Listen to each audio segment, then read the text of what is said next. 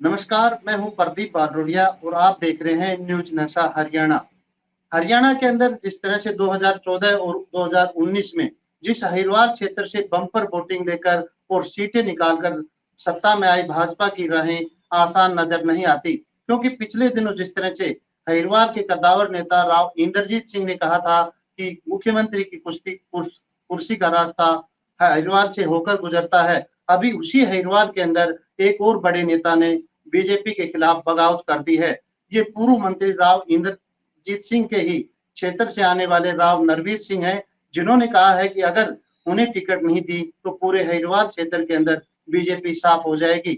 और इसी को चर्चा को लेकर हमारे साथ में वरिष्ठ पत्रकार और संपादक प्रवीण वत्स जी हैं और इसके साथ ही अक्षय यादव भी हमारे साथ जुड़े हैं।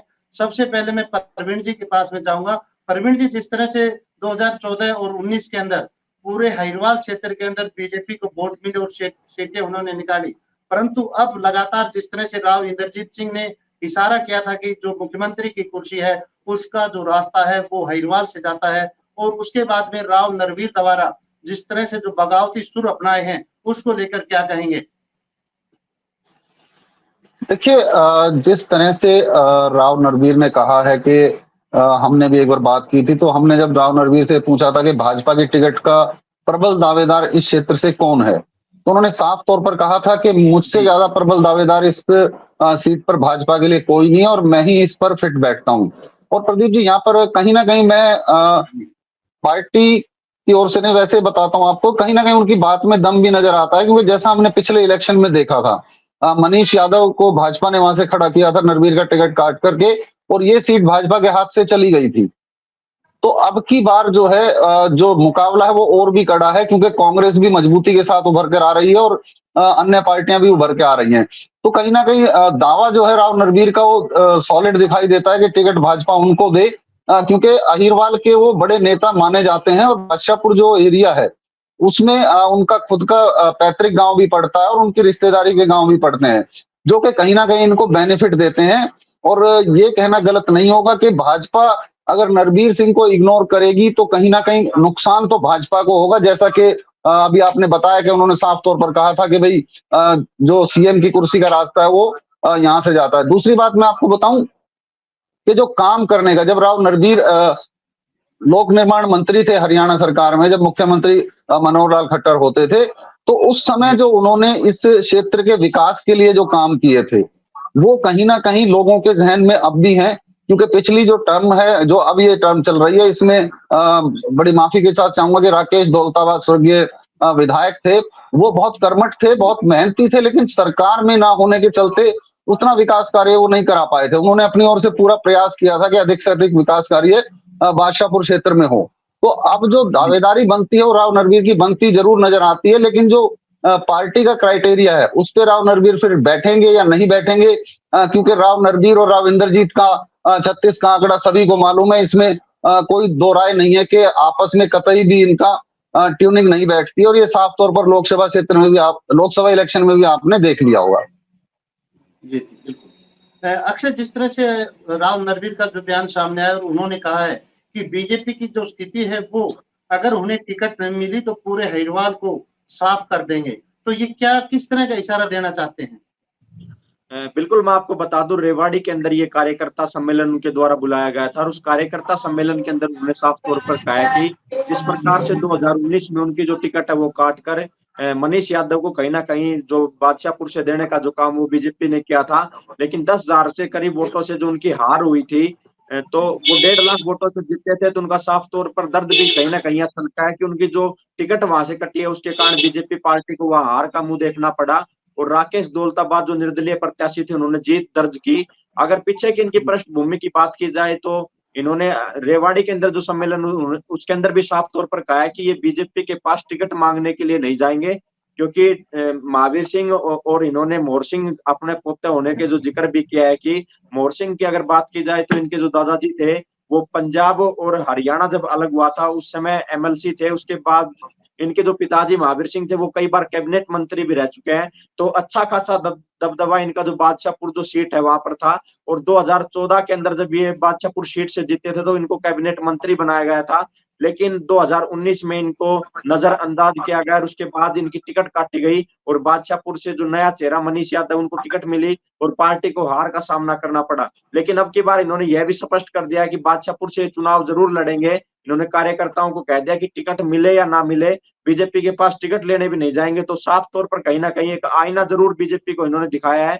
वही पूरे जो अहिरवाल क्षेत्र के अंदर का भी इन्होंने कहा कि पार्टी जो सर्वे करवा रही है उस सर्वे के आधार से, मैं मेरे सर्वे के आधार से बताता हूं कि जो नांगल चौधरी से लेकर होडल तक का जितना भी क्षेत्र है इसके अंदर भारतीय जनता पार्टी के अगर यही उम्मीदवार रहते हैं तो कहीं ना कहीं जो पार्टी को हार का जो सामना है वो भी करना पड़ेगा।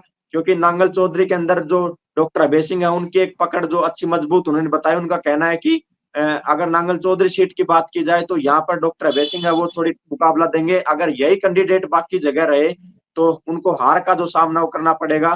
तो पूरे जो इलाके की अगर बात की जाए तो लोकसभा चुनाव के अंदर भी हमने देखा था कि बीजेपी ने 5 जो लोकसभा के अंदर जो सीटें जीती थी उनमें 2, एक तो भिवानी महेंद्रगढ़ की थी और दूसरी गुरुग्राम लोकसभा की थी। अगर उसमें जीत की अगर बात की जाए तो सबसे अहम जो भूमिका थी वो अहिरवाल क्षेत्र ने निभाई थी। और भिवानी महेंद्रगढ़ के अंदर भी जो चौधरी धर्मवीर सिंह थे वो भिवानी और दादरी से अगर बात की जाए तो उन दोनों हलकों से कुल मिलाकर हार का सामना उनको करना पड़ा था। तो इसी इलाके ने उनको जीत देने का कार्य किया था। इसी प्रकार राव इंद्रजीत सिंह को भी अब की बार जो कड़ा मुकाबला है उसका सामना करना पड़ा। तो कहीं ना कहीं भारतीय जनता पार्टी के लिए भी अब की बार एक मुसीबत जरूर नजर आ रही है, क्योंकि एक टिकटार्थियों की भी लंबी फौज कहीं ना कहीं खड़ी हुई हर विधानसभा से नजर आ रही है। टिकट लेने वालों की लंबी लाइन है। जिस तरह से कांग्रेस के अंदर पहले गुटबाजी जो नजर आती थी साफ तौर पर और जो धड़े बने हुए थे, कहीं ना कहीं भारतीय जनता पार्टी को भी खतरा है कि इस प्रकार के धड़े अब की बार ना बन जाए। जी बिल्कुल बिल्कुल अक्षय, आपने सही कहा कि बीजेपी पार्टी के अंदर जो गुटबाजी है वो बिल्कुल सामने आई है। प्रवीण जी, जिस तरह से राव नरवीर का अगर जिक्र किया जाए तो वो भी एक तरह से एक बड़े राजनीतिक परिवार से आते हैं, क्योंकि उनके दादाजी हैं वो भी मंत्री रहे, उनके फादर भी मंत्री रहे और खुद राव नरवीर ने भी अलग अलग विधानसभाओं से लगातार चुनाव लड़ा है और उनका भी इस अहिरवाल क्षेत्र में एक बड़ा प्रभाव माना जाता है। तो आप क्या मानते हैं कि जिस तरह से राव इंद्रजीत भी एक बड़े नेता हैं, पहले उन्होंने बीजेपी पार्टी को एक चेतावनी दी, उसके बाद में राव नरवीर द्वारा इस तरह से खुले मंच के ऊपर पार्टी को चेतावनी देना, क्या मानते हैं किस तरह के संकेत हैं ये? देखिए, बिल्कुल राव नरवीर भी एक तरह से चेतावनी दे रहे हैं, जैसे पिछले दिनों राव इंद्रजीत ने दी थी। और राव इंद्रजीत आज भी संगठन से खफा है, साफ तौर पर इलेक्शन जीतने के बाद उन्होंने साफ भी कर दिया था। इसी तरह से राव नरवीर भी, क्योंकि देखिए ये नेता, जिन नेताओं की हम बात कर रहे हैं, ये अपने अपने क्षेत्र में अपना खुद का इतना वजूद रखते हैं कि ये अपने दम पे स्थिति को पलटने में सक्षम है। क्योंकि जिस तरह से राव नरवीर की बात करें तो जैसा भी हर्ष बता रहे थे कि पूरे अहिरवाल में, चाहे वो बावल का क्षेत्र हो चाहे रेवाड़ी का क्षेत्र हो, वहां पर इनके हजारों हजारों समर्थक मौजूद हैं। तो स्थिति ये है कि अगर इनको नजरअंदाज करती है पार्टी तो कहीं ना कहीं पार्टी को खामियाजा उठाना पड़ेगा। और क्योंकि जैसा अभी बताया गया, इनके पिताजी और इनके दादाजी भी गुड़गांव से भी रहे हैं, इलेक्शन लड़े हैं, मंत्री रहे हैं, कैबिनेट में, ज्वाइंट पंजाब में भी रहे हैं। तो एक बड़ा राजनीतिक परिवार है और बहुत पकड़ जो युवाओं के साथ साथ जो बुजुर्गों में इनकी पकड़ है राव नरवीर की, वो एक बहुत सॉलिड पकड़ है। ये कहिए कि अहिरवाल क्षेत्र में अगर 2 ही नेताओं के नाम लिए जाते हैं, राव नरवीर का या राव इंद्रजीत का, इसके अलावा कोई भी इतना बड़ा अहिर नेता अभी तक सामने नहीं आया है जो इनको टक्कर दे सके। हालांकि टिकट अभी कंफर्म नहीं है, क्योंकि बादशाहपुर विधानसभा क्षेत्र से टिकट मांगने वालों की एक लंबी लाइन है और उस लाइन में कुछ ऐसे लोग भी मौजूद हैं जो सीधे जो आला कमान है, जो दिल्ली का जो आला कमान है उसके सीधे संपर्क में है वो लोग। तो कहीं ना कहीं टिकट के लिए तो मशक्कत करनी पड़ेगी, लेकिन राव नरवीर ने साफ कहा है कि वो मशक्कत नहीं करेंगे। पार्टी अगर टिकट देती है तो वो चुनाव पार्टी से लड़ेंगे, नहीं तो लड़ना तो तय है ही। जिस तरह का प्रचार अभी वो कर रहे हैं और जिस तरह का जन समर्थन उन्हें मिल रहा है, जो हम रोजाना देख रहे हैं, तो उससे साफ जाहिर है कि राव नरवीर को अगर बीजेपी टिकट नहीं देती है तो कहीं ना कहीं वो पार्टी के लिए मुसीबत का सबब जरूर बनेंगे। और अगर हाँ पार्टी टिकट देती है तो उनका दावा है कि वो जीत रहे हैं। ये हम नहीं कह रहे हैं, उनका दावा है, क्योंकि जो पकड़ है और जो पिछले काम राव नरवीर अब गिना रहे हैं, जो उन्होंने मंत्री रहते हुए बादशाहपुर विधानसभा में, गुड़गांव विधानसभा में या रेवाड़ी विधानसभा में जो क्षेत्र में उन्होंने काम कराए हैं, उन कामों को लेकर वो अब जनता के बीच जा रहे हैं कि देखिए जब मैं मंत्री था तो मैंने आपके क्षेत्र के विकास में कोई कोर कसर नहीं छोड़ी और उसके बाद से जो आपका क्षेत्र है पिछड़ता चला गया। तो ये एक बड़ा मैसेज लोगों को दिया जा रहा है कि जब राव नरवीर मंत्री थे तो उन्होंने काम किए हैं और अब उसी काम के बदले वो जनता से वोट मांग रहे हैं कि मैंने काम किए हैं और जो मेरे किए हुए काम अधूरे रह गए थे, आप मुझे समर्थन दीजिए, मुझे वोट दीजिए, मैं उन कामों को दोबारा से करूंगा। तो इसका बड़ा एक असर जनता के ऊपर जाता दिखाई दे रहा है और साफ तौर पर दबाव भी पार्टी के ऊपर बनता दिखाई दे रहा है, क्योंकि जिस तरह के दौरे लगातार राव नरवीर क्षेत्र में कर रहे हैं, बादशाहपुर क्षेत्र में, तो उस और जो जन समर्थन उनमें मिल रहा है वो साफ तौर पर बीजेपी की सर्वे रिपोर्ट में भी उनको कहीं ना कहीं ऊपर रखे हुए है।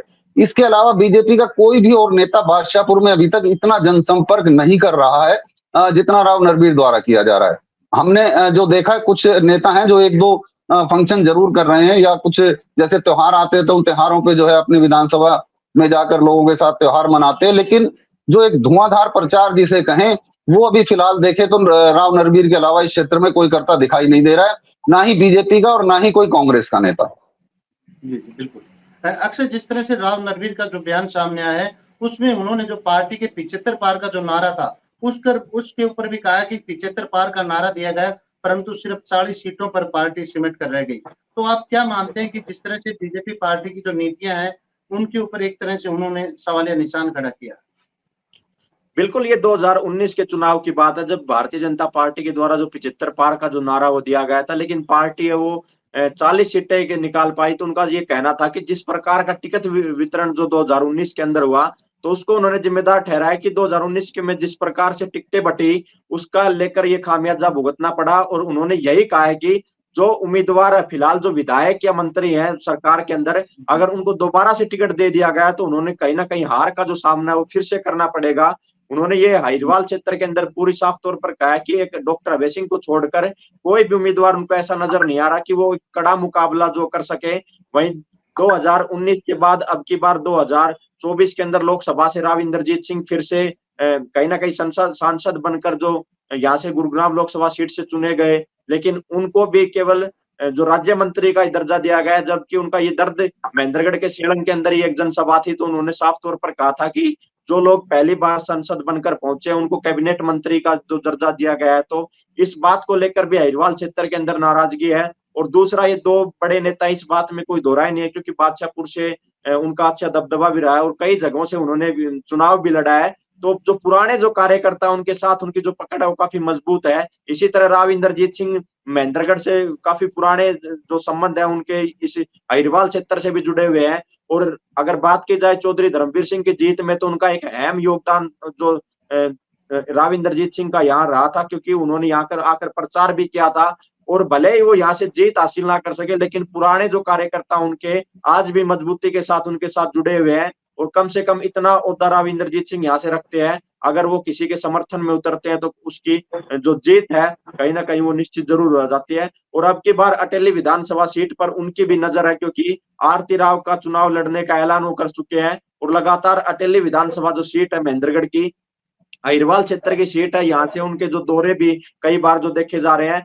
तो बीजेपी के अंदर जो टिकटार्थी है अब की बार उनकी एक लंबी लाइन है। चाहे आप किसी भी विधानसभा क्षेत्र की बात कीजिए, कम से कम 5 से 6 जो टिकटार्थी हैं, भले ही उनको टिकट नहीं मिलेगी तो अंदर खाते वो कहीं ना कहीं भीतरघात करने का जो जरूर जो काम करेंगे, ये बीजेपी के लिए कहीं ना कहीं मुसीबत भी पैदा कर सकते हैं। वही चर्चा ये भी है कि जो सांसद चौधरी धर्मवीर सिंह है वो भी अपने बेटे के लिए भिवानी से जो टिकट या दादरी से जो टिकट मांग रहे हैं पार्टी से, तो पार्टी को अगर पुराने नेताओं को अगर इग्नोरेंस किया जाएगा तो कहीं ना कहीं इसका जो खामियाजा जरूर उनको भुगतना पड़ेगा। जी बिल्कुल। प्रवीण जी, जिस तरह से कहा जाता है कि जो अहिरवाल पूरा क्षेत्र है जिसमें महेंद्रगढ़ डिस्ट्रिक्ट, रेवाड़ी, गुड़गांव, फरीदाबाद और इसके साथ मेवात का इलाका भी आता है और भिवानी और दादरी का भी कुछ क्षेत्र है, इस पूरे दक्षिणी हरियाणा के इलाके जिसे अहिरवाल का भी हिस्सा शामिल है, कहा जाता है कि ये बीजेपी का गढ़ है एक तरह से। और बीजेपी इसी इलाके से 2014 और 2019 में लगातार सबसे ज्यादा सीटें लेती रही और दोबारा तीसरी बार भी इनकी नजर इसी इलाके के ऊपर है। और इस इलाके के ऊपर यहाँ के दो बड़े नेताओं द्वारा एक तरह से बगावत कर दी है। तो क्या लगता है कि पार्टी जो डैमेज कंट्रोल है कर पाएगी? देखिए प्रदीप जी, बिल्कुल आप सही कह रहे हैं। अहिरवाल में बीजेपी का बड़ा दबदबा था उस दौरान 2019 के चुनाव के दौरान, लेकिन यहाँ पर एक बात कतई नहीं भूलनी चाहिए हमें और किसी को भी कि उस दौरान जो वोट मांगे गए थे वो प्रधानमंत्री नरेंद्र मोदी के नाम पे मांगे गए थे। 2019 का इलेक्शन लोकल मुद्दों पर नहीं लड़ा गया था। अगर आपको ध्यान हो तो मुझे जहां तक याद है हर जगह सिर्फ नरेंद्र मोदी के नाम पे वोट मांगे गए थे। लेकिन इस बार जो जनता का जो मूड देखने को मिल रहा है वो साफ तौर पर यह दिखाई देता है कि इस बार जनता स्थानीय मुद्दों पर आर पार के मूड में दिखाई दे रही है। दूसरी तरफ 2019 में कांग्रेस का संगठन नहीं था, कांग्रेस में भारी कलह थी। कलह हालांकि अब भी है, लेकिन कहीं हद तक कांग्रेस ने अपने आप को संभाला है और कांग्रेस इस बार जो है टक्कर देने की स्थिति में नजर आ रही है। और इस बार जो कांग्रेस के जो आला कमान है उसने साफ तौर पर ऐलान किया है कि जो विधायक 2 बार चुनाव हार चुके हैं उनको टिकट अब कांग्रेस नहीं देगी। तो इस तरह से कहीं ना कहीं कांग्रेस भी नए और मजबूत चेहरे तलाश कर इस बार मुकाबले में खड़ी होगी। तो और इसी दौरान जो है 2 बड़े नेताओं के, अहिरवाल के 2 बड़े नेताओं के जो बगावती सुर हैं वो बीजेपी के लिए वाकई नुकसान का सबब बनेंगे। क्योंकि लोकसभा इलेक्शन में भी आपने देखा होगा कि कांग्रेस ने बड़ा ढूंढ करके 5 बार के सांसद राज बब्बर को राव इंद्रजीत के सामने उतारा था और आपने देख लिया होगा माहौल के राव इंद्रजीत मात्र 70,000 वोटों से ही जीत पाए थे, जो कि एक बहुत कम मार्जिन है उनके कद के हिसाब से। और इस उनकी कम मार्जिन में कहीं ना कहीं जो बीजेपी के जो नेता हैं जो एक दूसरे से कहीं ना कहीं काट करते हैं उनका बड़ा अहम रोल रहा था और ये राव साहब ने साफ तौर पर कई कहा भी था। तो ये स्थिति जो बन रही है इसमें कहीं ना कहीं अब बीजेपी को फूंक फूंक के कदम रखने की आवश्यकता पड़ेगी, खासतौर पे अहिरवाल से, क्योंकि जिस अहिरवाल ने बहुत ज्यादा विधायक वहां पर दिए थे और उस हिसाब से देखा जाए तो एक नेतृत्व की जो बात करें सरकार में वो एक हिस्सा भी नहीं मिल पाया था। आपको मैं बता दूं कि पूरे गुरुग्राम जिले में शायद कोई मंत्री नहीं था एक समय पे। बाद में जो अभी फिलहाल कंवर संजय सिंह को मंत्री बनाया गया, खेल मंत्री इस बार। तो ये एक बड़ी टीस लोगों के मन में है कि सबसे बड़ा विधानसभा क्षेत्र, सबसे उपयोगी शहर और वहां नेतृत्व सरकार में नहीं है, विधायक है लेकिन मंत्री कोई नहीं है। तो इस तरह के कई कारण हैं। दूसरा जो एक एंटी इनकम्बेंसी, देखिए 10 साल सरकार चलाने के बाद इस चीज का बहुत फर्क आता है। एंटी इनकम्बेंसी बढ़ती ही बढ़ती है, चाहे कितनी ही कोशिश कर लें, चाहे कितनी ही घोषणाएं की जाए। तो ये भी एक जो नजरिया देखना पड़ेगा। और इसके साथ साथ जब इन नेताओं के सुर बगावती हो जाएंगे तो भाजपा के लिए बड़ा कठिन होगा इस क्षेत्र को संभालना। हालांकि जो भाजपा के नीतिकार हैं उन्हें चाणक्य का दर्जा दिया जाता है और उम्मीद यही की जा रही है भाजपा के द्वारा, जो हमारी बातचीत जो नेताओं से होती है, कि सब स्थिति को संभाल लिया जाएगा। और उम्मीद यही की जा रही है कि साधने की कोशिश जो है अब भाजपा की ओर से की जा रही है कि सभी नेताओं को साधा जाए।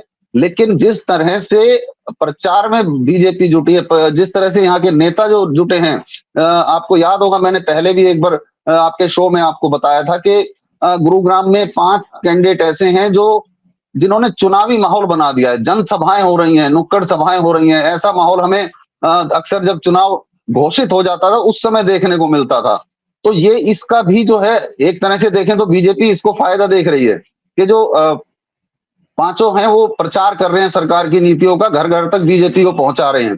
लेकिन इसमें से अगर 1 या 2 भी बगावती हो जाते हैं तो उसका नुकसान भी सीधा सीधा भाजपा को होगा। यही जो सिनेरियो है यही बादशाहपुर विधानसभा में भी है कि अगर कोई कहीं इनमें से बगावती हो जाता है तो उसका सीधा सीधा असर भाजपा के वोट बैंक पर पड़ना तय है। बिल्कुल, जिस तरह से आज की चर्चा के अंदर ये बात बिल्कुल निकल कर सामने आई कि जो अहिरवाल क्षेत्र है, इस क्षेत्र के 2 बड़े दिग्गज नेताओं द्वारा भारतीय जनता पार्टी से बगावत करना और उसके खिलाफ मोर्चा खोलना वास्तव में भाजपा के लिए चिंता का विषय है। क्योंकि तीसरी बार सत्ता में जाने का जो भाजपा सपना देख रही है, उस अहिरवाल क्षेत्र के अंदर भाजपा की राहें आसान नजर नहीं आती। आज के कार्यक्रम में सिर्फ इतना ही। कल एक नए मुद्दे के साथ फिर हाजिर होंगे। तब तक के लिए नमस्कार। और आप हमसे जुड़े रहने के लिए सब्सक्राइब करें YouTube पर, फॉलो करें Twitter पर और लाइक करें Facebook पर। और ज्यादा जानकारी के लिए आपको टाइप करना होगा सिर्फ न्यूज़ नशा।